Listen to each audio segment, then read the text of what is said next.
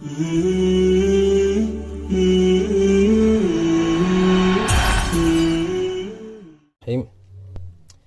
is the first lesson of the Tuhfatul Arabiya course, where we will begin with the first chapter of the first Bayna Yadayk book. Now, you've all received a PDF copy of this chapter, and if you have it opened up in front of you, you can see that the first cover of the first chapter is of two men handshaking one another. So automatically you should understand that this topic, we are going to be studying how to greet someone or introduce yourself to one another. Now, if you look at the first phrase, it says here, Al-Wahdatul Ula. This translates to the first chapter. And Al-Wahda here, this is what translates to unit or chapter, or the first, like a segment of something. But the reason why I would refer to it as chapter is because we're studying a book. So it makes sense to call it a chapter. Al-Ula is first. So the way we say in English, the first chapter, the word first comes in the beginning of the phrase and chapter comes second. Whereas in the Arabic, sometimes the order can be changed. So here it translates to chapter first or unit first. Whereas in English we would say the first unit or the first chapter. Okay. So Al-Wahda here translates to either a chapter or the unit or segment basically. Al-Ula is first. And the title of the first chapter is At-Tahiyya wa-Ta'aruf. At-Tahiyya means greetings. Wat-Ta'aruf is acquaintance, meaning getting to know someone. And the waw in the middle is and, the word and. So greetings and acquaintance. Okay. And the word tahiyya, I'm sure you've come across it before, because if you're in your prayers, we recite the tashahud where we say at-tahiyyatu lillahi was-salawatu wat-tayyibatu. So at-tahiyya, where we begin our tashahud, we are basically giving greetings to Allah. Now if you turn over to the first page of this chapter, you will see here two dialogues. And the dialogue begins, well, just above the dialogue is written here, Al-Hiwarul Awwal. Okay, with the alif in the bracket. So this alif in the bracket is basically the type of this dialogue. So Al-Hiwarul Awwal, Al-Hiwar here translates to dialogue. Al-Awwal means first. Now the alif, the reason why the alif is in bracket here is because this is the first dialogue of type alif. Meaning, you know how you have in certain questions in books where you have type A and type B. So this is basically type alif.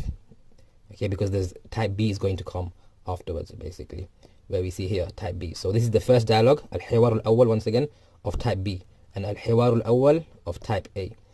Now, before we begin the dialogue, there is something I want to point out here. Al-Hiwar basically is dialogue, and Al-Awwal is first. But we just mentioned that Al-Awwal, Al-Ula here is also first. So what's the difference between Al-Awwal here and Al-Ula here, even though they both mean first? Yeah. Now, the difference is that in the Arabic language, nouns have genders, meaning they come in a masculine format as well as a feminine format. And there are various ways of identifying, how a certain word is masculine or feminine. But the most famous or the most popular version is the ta marbuta. Yeah. So whenever you see a noun that ends with this little ta here, which is known as the ta marbuta, that means this noun is a feminine word. Now, nouns sometimes come with adjectives, and the adjectives describe the noun. Okay. So what we refer to as this concept is mawsuf wa sifa. Okay. So this is the first sort of grammatical rule, which I will highlight here. So mawsuf,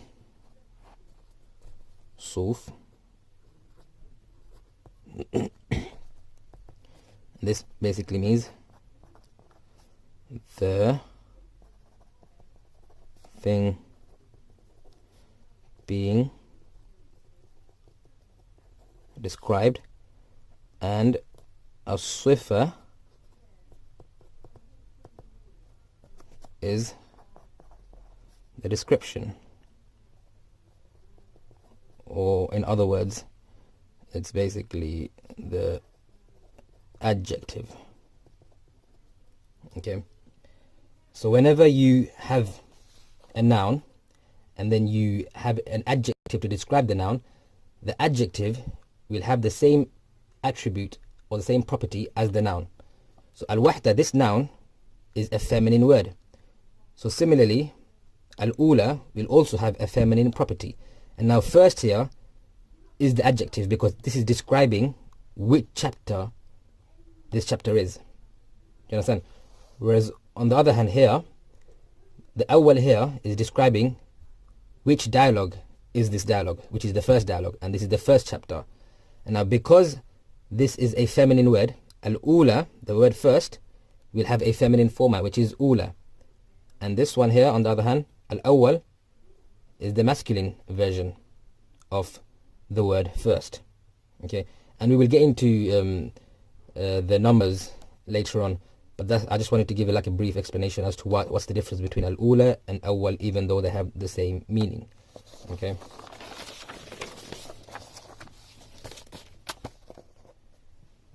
Now, al-hiwar al-awwal is the first dialogue of type alif. Then we see here where it says undur wastami' wa a'id. Now these three words basically correlate with these three images here. Undur, these are all verbs, by the way. Yeah, so undur is to look. It's giving an order. Wastami' is to listen. Wa'id is to repeat. So it wants us to look at the dialogue, listen to the dialogue, and repeat the dialogue. And these verbs, they came in the order format. Okay, because verbs, they come in different formats, meaning there's past tense, there's present tense, there's future tense, there's order, and then there's a noun which you can derive from the verbs as well as the root word. Whereas these three words, they came in the order format, and we will study the formats of verbs later on in the series. So we begin the dialogue with two individuals, who is Khalid and Khalil. So this is a dialogue between two men. One's called Khalid, one's called Khalil. So what we will do is we are going to read the dialogue. Okay. So first I'm going to read the dialogue twice, and then I want you yourself to pause the video and to read it by yourself. And sometimes what I realized is that even though people, they can recite the Quran fluently, when it comes to reading general Arabic text, they can't recite or they can't read the words properly. And maybe that's probably one of the miracles of the Quran, where Allah made it easier for us to recite His words, whereas anything else, it's not as easy to pronounce or recite as smoothly. Because I've seen in my classes back in Egypt where, you know, there were students who were very fluent when it comes to reciting the Quran, but when it comes to the Arabic version, that's when their accent starts to come about, and they're reading in a completely different dialect and stuttering. So that's the reason why you have to practice reading the dialogues a lot. And also in my class, the teacher used to make each of us recite the dialogue. So if there was 10 of us in the class, we all had to read it once, and we all had to listen to each other reading it. And now you might think, what's the point of it? Oh, that's quite boring, you know, this just being repetitive. There's no need for it. But the thing is, there is wisdom behind it. And I realized that much later during my time in Egypt, where, for example, these dialogues, they can be applied in real life scenarios, meaning you're asking someone, how did your day go? What are you doing? What's your name? And then you have to respond in Arabic likewise. And now these dialogues help you keep a conversation, meaning sometimes I found myself when I was trying to practice my speaking with other foreigners as well as other Arabs, sometimes when they would say a specific question, I realized like the question that they asked came up in a dialogue in this book. And so what I would do is, because of the way I repeated the dialogues in class, the exact same phrase would come to mind, and I would respond the way it was written in the dialogue. So it's as if I memorized the response, and I would just automatically say what I remembered or what I recalled from the dialogue, because it was the same answer which they required with the question they asked. Okay, so Khalid says, Assalamu alaikum. Khalil then replies, Wa alaykum assalam. Khalid says, Ismi Khalid, masmuka. Khalil replies, Ismi Khalil. Khalid then says, Kayfa haluka. Khalil then says, Bikhair walhamdulillah. Wa kayfa haluka anta. Khalid then responds, بخير والحمد لله. Okay, so I'm going to read it again but without the names. السلام عليكم. وعليكم السلام. اسمي خالد. ما اسمك؟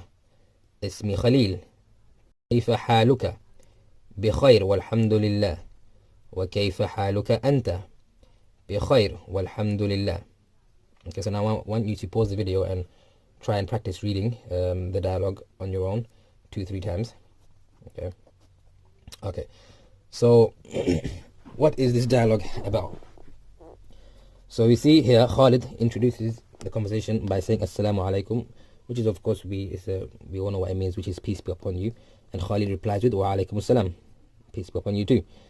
Then Khalid says Ismi Khalid. Okay, Ismi. Now that's the first vocab of the dialogue. Ism. Ism translates to name. Ism can also mean noun, which you've seen in the introduction video. Nouns in Arabic is basically ism, but ism, the other meaning of it is name. But now what do we see here? We see ismi. There is a ya at the end of the word ism. Now this ya basically indicates what he is trying to say about the word ism. When you add a ya to the end of a noun, you're attributing it to yourself. So you're now saying my name. Okay, so that's another grammatical rule which we've derived from the text, which is when you add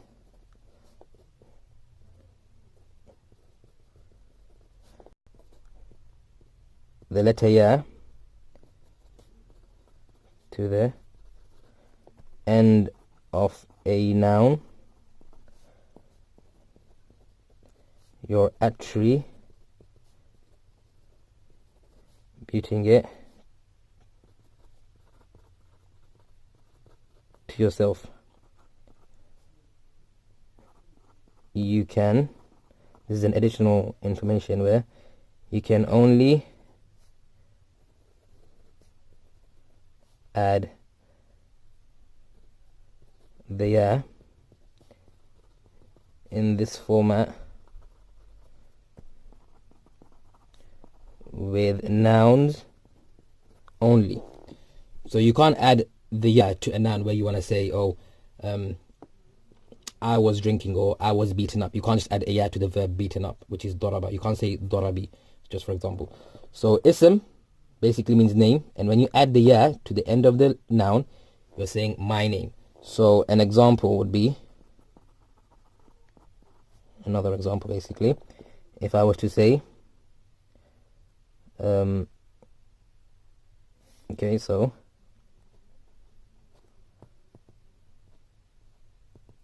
Bait, which means house. So house.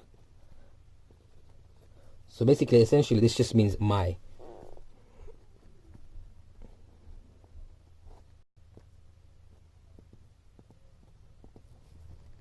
Baiti, which is my house. Okay. So whenever you add a ya to the end of a noun, you're attributing it to yourself and you're saying it's mine. Baiti is my house. Ismi is my name. So Khalid says, Ismi Khalid. My name is Khalid.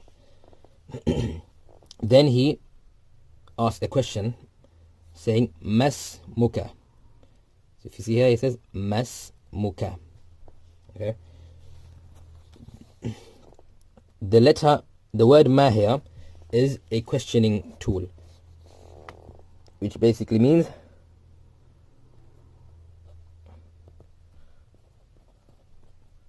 what. The word ma means what. Now, there is another grammatical rule which I will explain. The word ma, it means what, but there is another word which also means what. Okay, so the rule which comes with ma is, okay, so Ma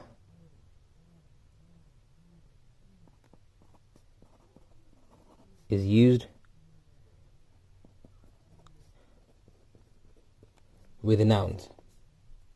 Okay, so when he says in the dialogue, masmuka, what is your name? The ism here is a noun. Yeah, ism, which is a name. What is it? Is this a verb, adjective, or noun? It's a noun. So because the word ism came after the questioning tool, ma, that's the reason why there's a ma. And to clarify further is basically, if you have the word ماذا, this also means what. However, ماذا is used with verbs. An example of this would be ماذا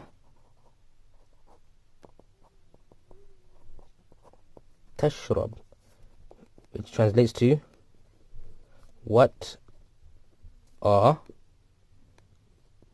you drinking. So in this context, tashrab is a verb, so I can't use the word ma here. I can't say ma tashrab, that would make no sense. I have to say madha tashrab, because tashrab is a verb, so I have to use madha. Whereas when I'm speaking about a noun, after the word what, after the questioning tool what, I use ma. So just the way, so for example, I couldn't say madha ismuk. Yeah, it would make no sense for me to say madha ismuk. Even though madha also means what, I can't say madha ismuk. Why? Because the word ism is not a noun. Whereas the word ism is a noun, so I use the word ma. So hopefully that's clarified. Now if you go to the next part of the question, it says ismuka. So what do we see? We see the word ism here, and we've also seen the word ism before as well. But this one had a ya at the end of it, and this one had a kaf at the end of it. Now this is a very key concept in Nahu, which is Arabic grammar. Yeah, this is known as pronouns, which is also another word for it is dhamir in Arabic. Now before we continue this dialogue, I will be further explaining the concept of pronouns and how they join up with nouns. So if you I would actually recommend you write this at the back of your book so that you can refer to it later on, because I want you to sort of save the space for further explanation of the dialogues. But I'm only writing it here just to make it easier for me. So write this at the back of your book.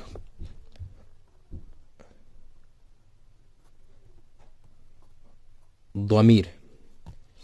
Dhamir is pronouns. Okay. Then we have types of pronouns.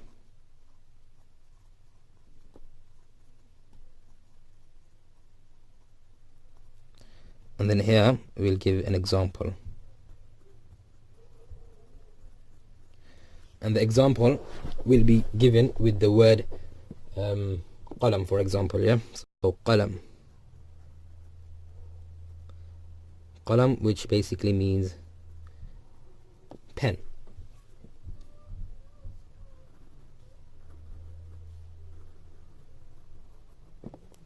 Okay.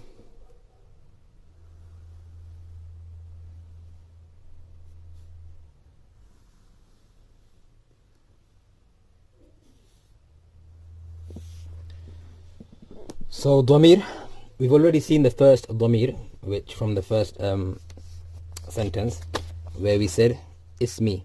You know, when we said the ya means you're attributing it to yourself, that's basically the first pronoun, where this is the first dhamir. And now the second dhamir we see is the kaf here, which basically makes it yours. So just the way you say my name, here would be ismu, could be your name. So the kaf here, when you add it to the end of a noun, it means you're attributing it to someone else. So the first dhamir we will start off with is the letter kaf. So ka. What does this translate to? Or what is this? How does that change the meaning of a noun, which is your? 2 1 man. Okay, so when you add the letter kaf to the end of a noun, kaf with a fatha, you are basically saying this is yours. So the example would be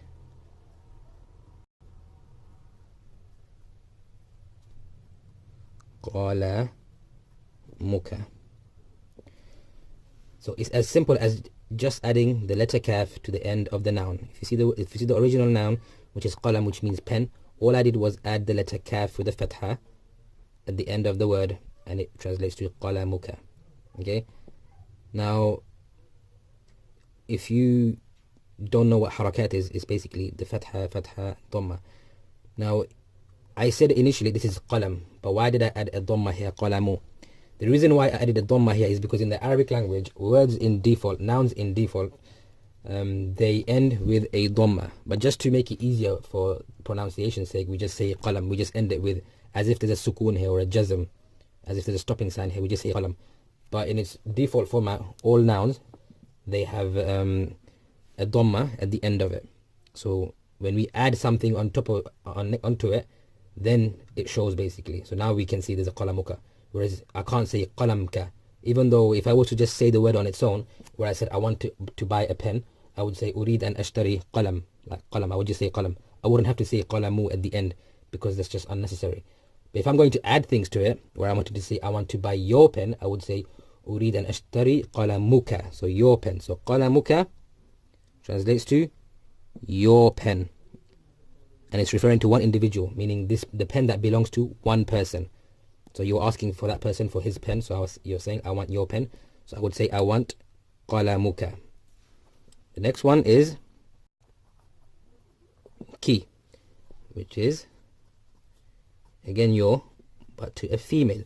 So M is for masculine, F is for feminine, and once again is for one individual.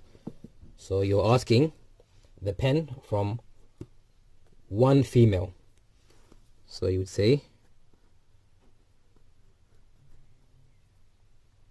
qalamuki, meaning I want your pen. I want qalamuki when I'm speaking to a girl. If I'm speaking to a girl, I cannot say qalamuka. That would make no sense because the kaf with the fatha only works with men, whereas kaf with the kasra is for female. That's the reason why gender is very important in the Arabic language. The next one is kuma, which is your pen, but it's for both male and female. However, the difference is it's for two, male or female. Okay, so if this pen was being shared by two men and I wanted that pen from them, I would say I want qalamukuma, I want your pen which belongs to the both of you. Qalamukuma. So I want qalamukuma, I want the pen that belongs to both of you. And you can either say this to two girls or to two boys. Okay? Or to a boy and a girl together if it's just one boy and one girl. The next one is kum. This one means your pen to male, but to a group of men. So 3 or more. In the Arabic language, when it comes to quantity, there's single, and then there's dual, which is 2, and then there's plural, which is 3 or more.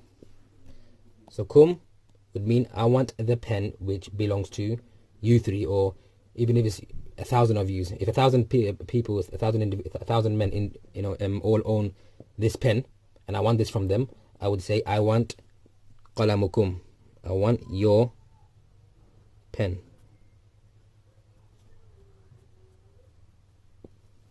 Yeah, qalamukum.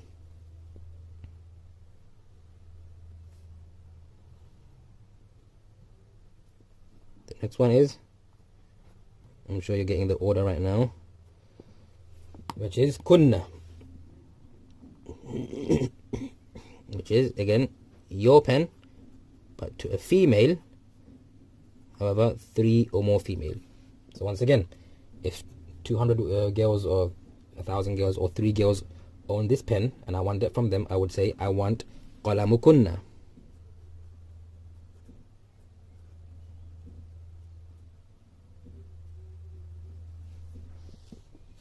Qalamukunna.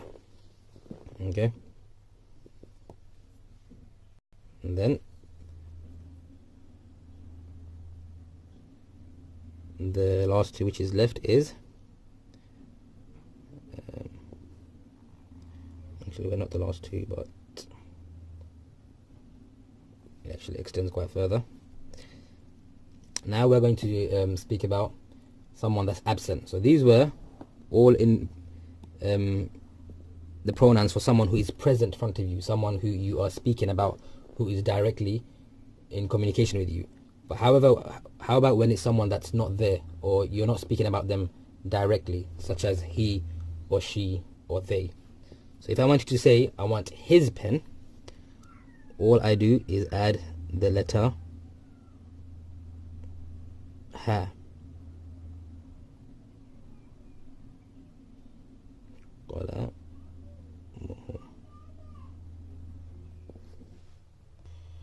I'm sorry, excuse that. So it's basically you add the letter ha, but the ha looks like that. When you're joining it to the end of a sentence, to end of a word or a noun, it looks like that. So what would this mean? It would mean his pen. Okay, which is of course, you know, it's masculine, but to one person. So if I wanted to say I want his pen, all I do is add the ha at the end. Qalamuhu. However, there is a certain context where it can come as qalamihi, but that is another grammatical rule which will come out, which we'll cover further down the line. But the original version is qalamuhu. All you add is ha with a dhamma on top to the end of a noun to attribute it to someone that's not present, meaning someone who's absent, such as an individual that you're talking about. So if I want to say I want his pen, I would say I want qalamuhu. Uridu qalamuhu. Then the next one, which is her pen. So all you do is add the ha. So her pen. Once again, it's just one individual, one female, and that's it. Qalamuha. Now bear with me, I know this is getting a bit repetitive and maybe a bit confusing, but the reason why I am sharing this information right now is so that it can help you understand certain nouns from the dialogues, even though it's not necessary for me to teach this right now, but I just thought I'd just give this table so that you can refer back to it and sort of get an understanding and familiarize yourself with these pronouns and how they come into play with nouns. Now the next one is huma.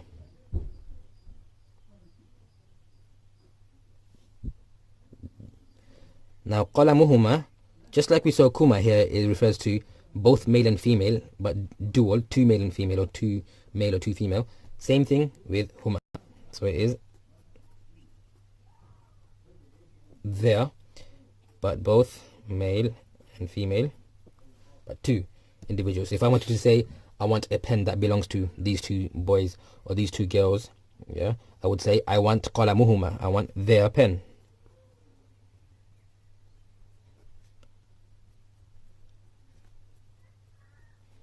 Okay, I'm just going to speed up a little bit. Next one is hum. So once again, their pen, however masculine, but 3 or more. So if I wanted to borrow a pen from a group of boys, I would say I want their pen, which is I want their qalamuhum.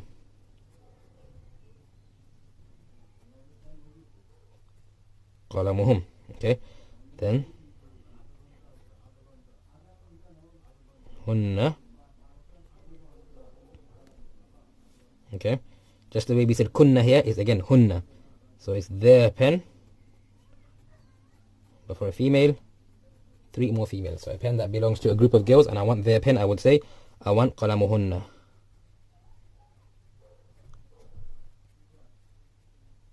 Understand? And that just leaves us with 2 more,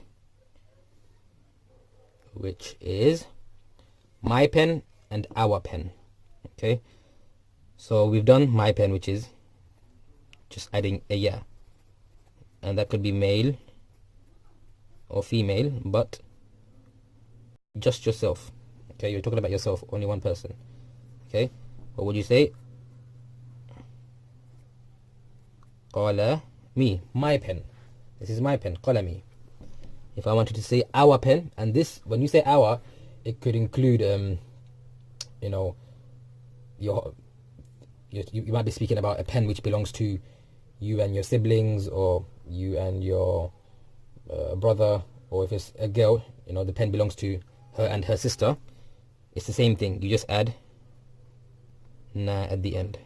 Okay, our, which is male or female, and this is from 2 or more. Okay, could be you two, could be, I could be speaking about myself and a friend, or myself and a group of friends, and I want to say this belongs to us. So what do? I add the noon with the fatha at the end, the alif. Qala muna. So now that we've completed this table, I hope I clarified for you the way pronouns work when you add them to nouns and the different translation they give to the word. Now for, you know, your own practice,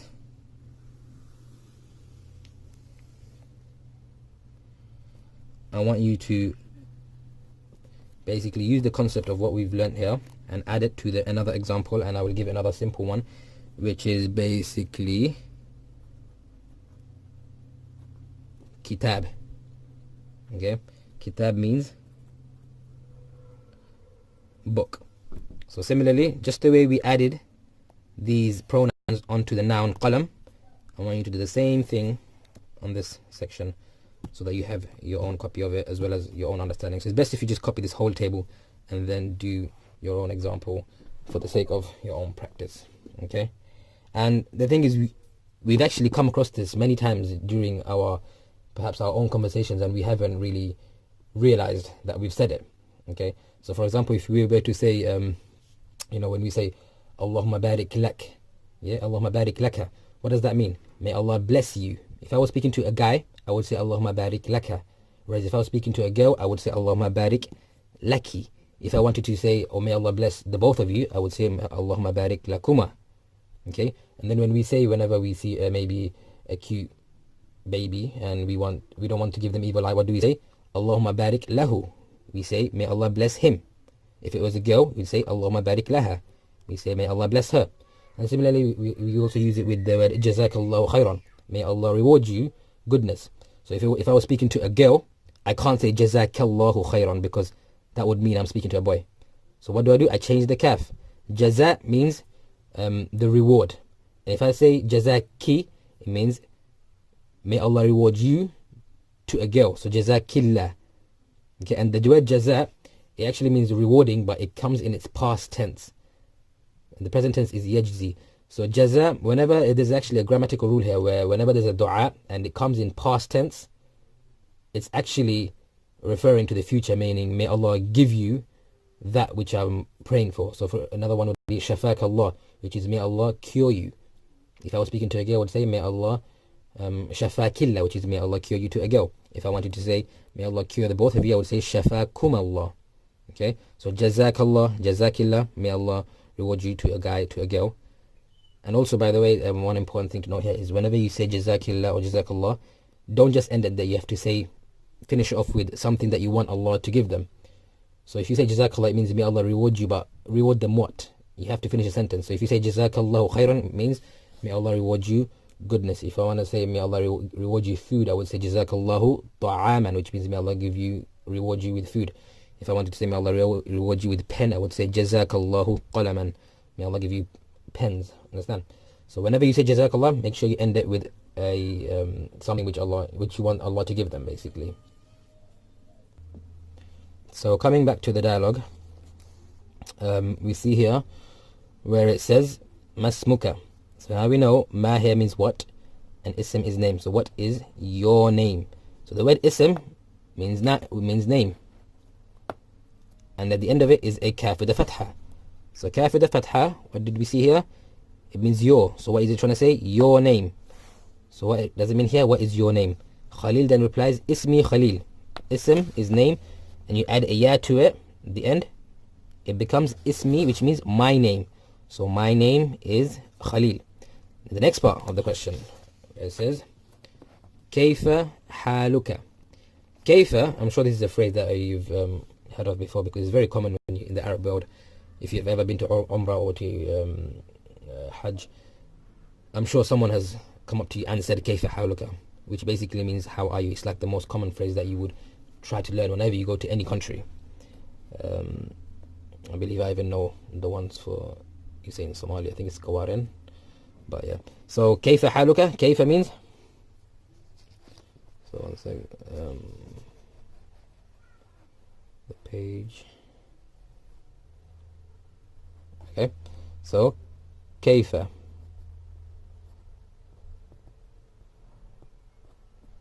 Kayfa is another questioning tool, which basically means how. Okay. Now, when we hear the word Kayfa haluk, we automatically assume it means how are you. However, that is not the case. The literal definition of it is actually different to how are you, even though it means how are you, but it's the linguistically it's a different meaning. So if you break it down, we say Kayfa, which means how, and haluka. You see? Now, can you see this kaf at the end of it? Yeah, it might look like there's two words here, but it's actually not. There's three words. Kayfa is one, hal is the other one, and kaf is the third word. Okay, so hal, look at, divides into two words. Hal is situation, or it could mean state. And then the kaf with the fatha at the end, what do we see here? Kaf means your, with the fatha. You're speaking about someone, right? You're attributing it to him. What are you attributing? You're attributing their situation. So you're saying, how is your situation? When you add the kaf at the end of the noun hal, yeah, so the word hal, this is the word hal, which means state. And now when you add a kaf to the end of the noun hal, you're saying, what is your situation, or how is your situation? So kayfa haluk, how is your situation? And that basically translates to how are you, essentially that's what it comes down to. So kayfa haluka, and its literal definition means how is your situation. Okay, because if I wanted to say, if I was speaking to a group of people, what would I say? I would say kayfa halukum.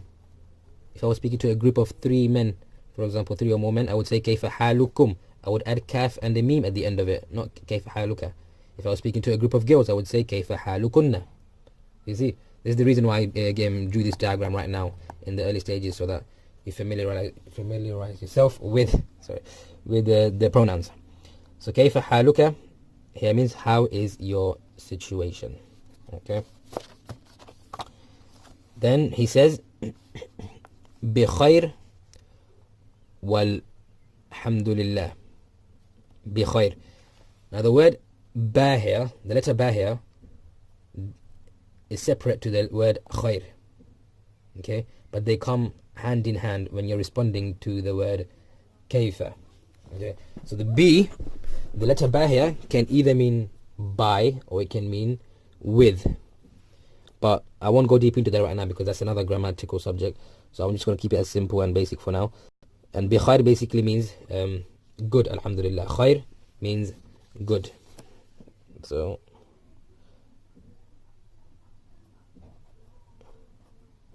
bi khair means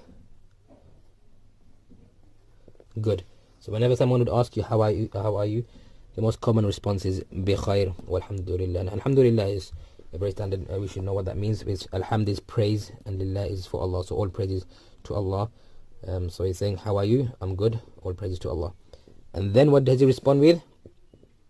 He asks the question back to him. Then he says, wa kayfa haluka anta. Okay, he's saying wa kayfa haluka anta.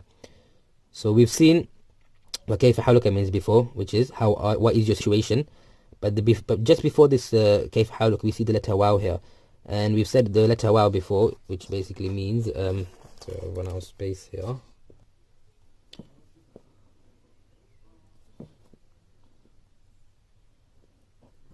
So wow means and. So he's saying to him, وَكَيْفَ حَالُكَ أَنْتَ, and how are you? But then we see أنت here as well.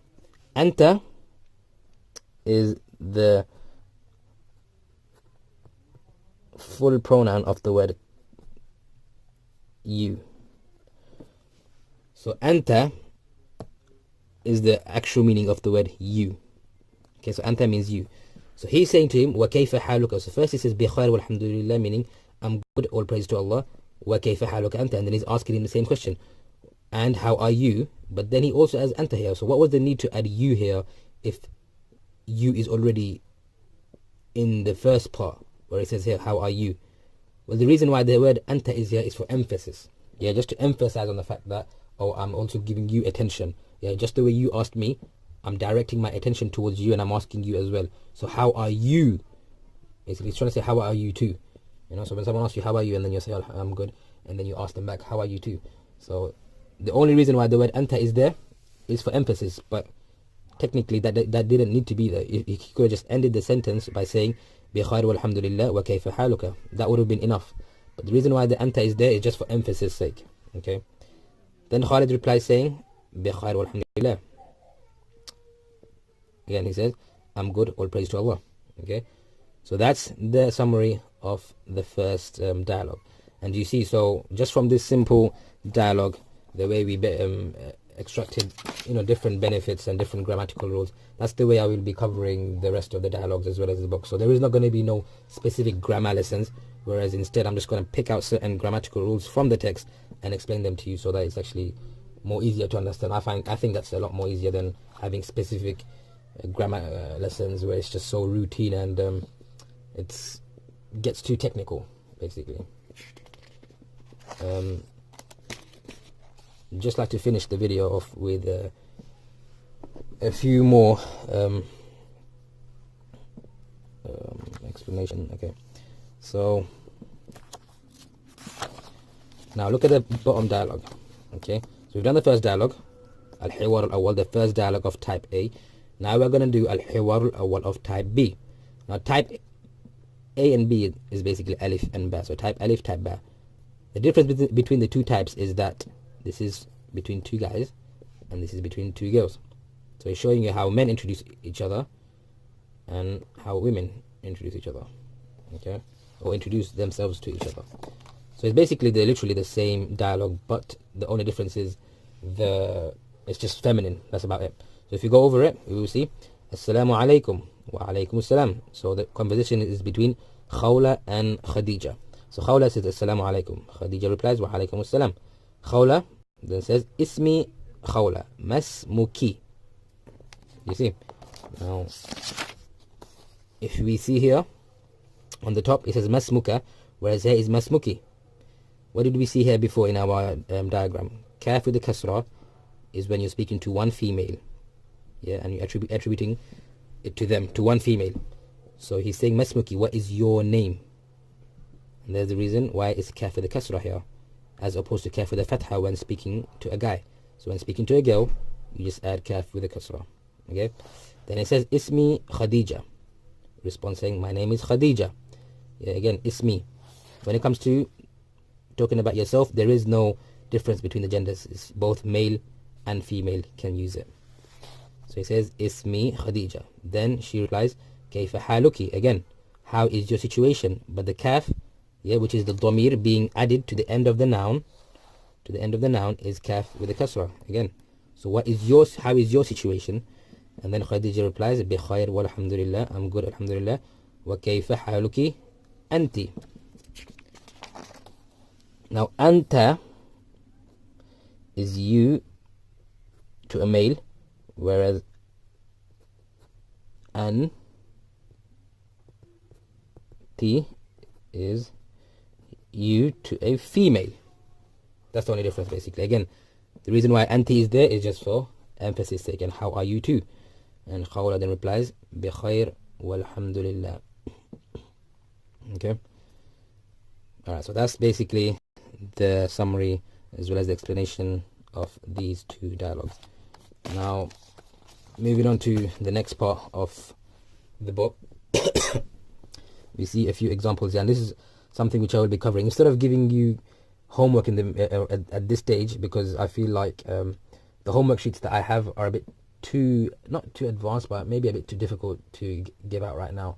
So I think I'll instead of giving you homeworks, I will be basically going through the exercises, and in that way, that's basically you doing your extra work.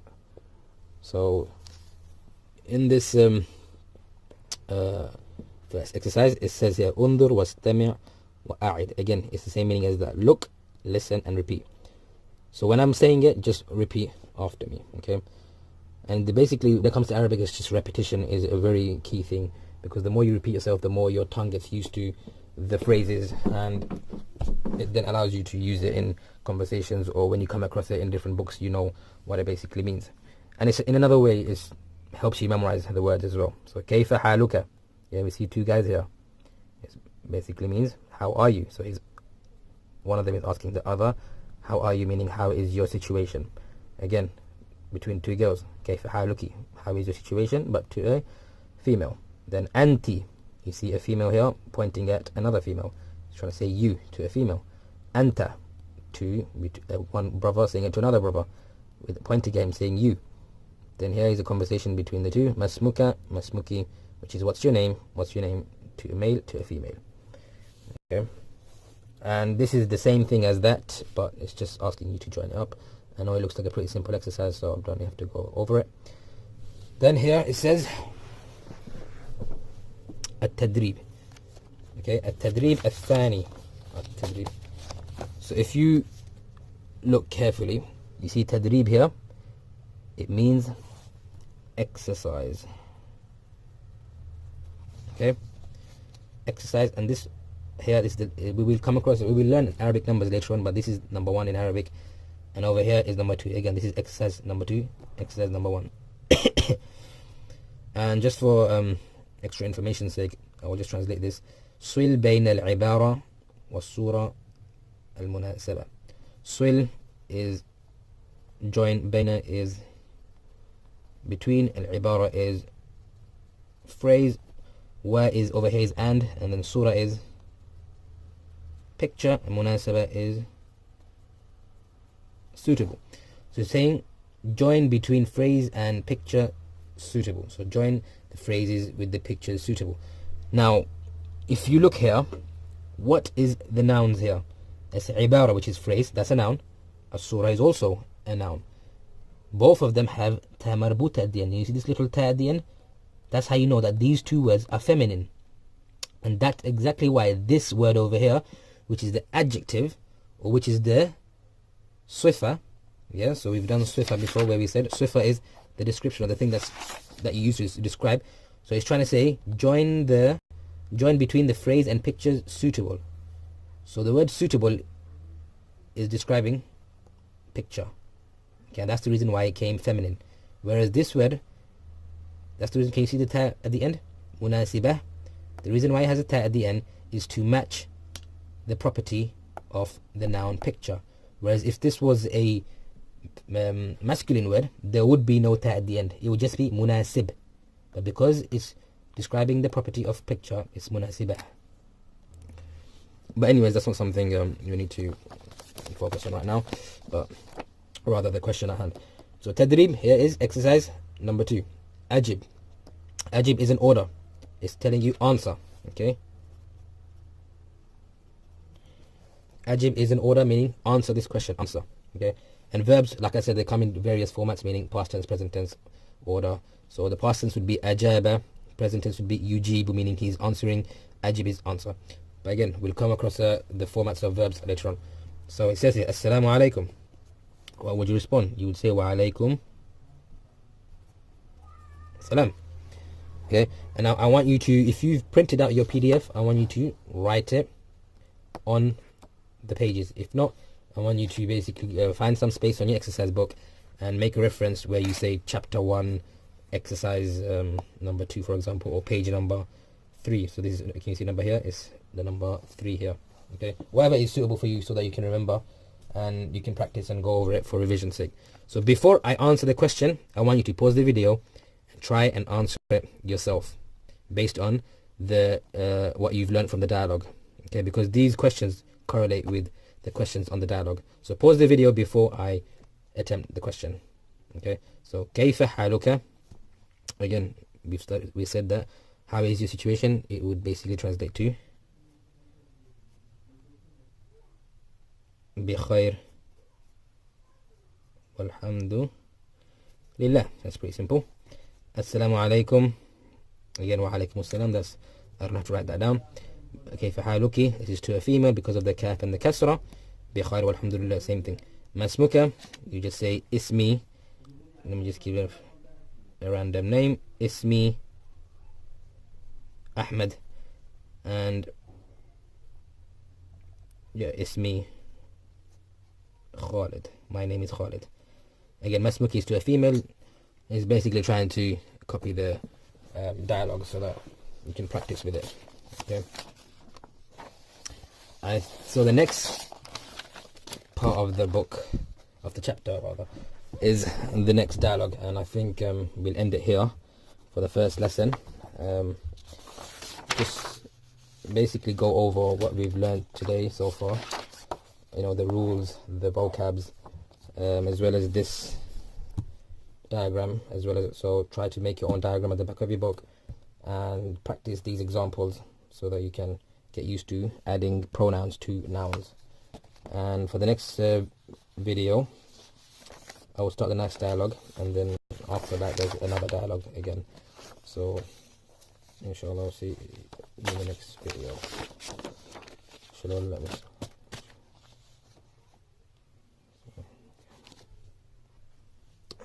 سبحانك اللهم وبحمدك أشهد أن لا إله إلا أنت أستغفرك وأتوب إليك.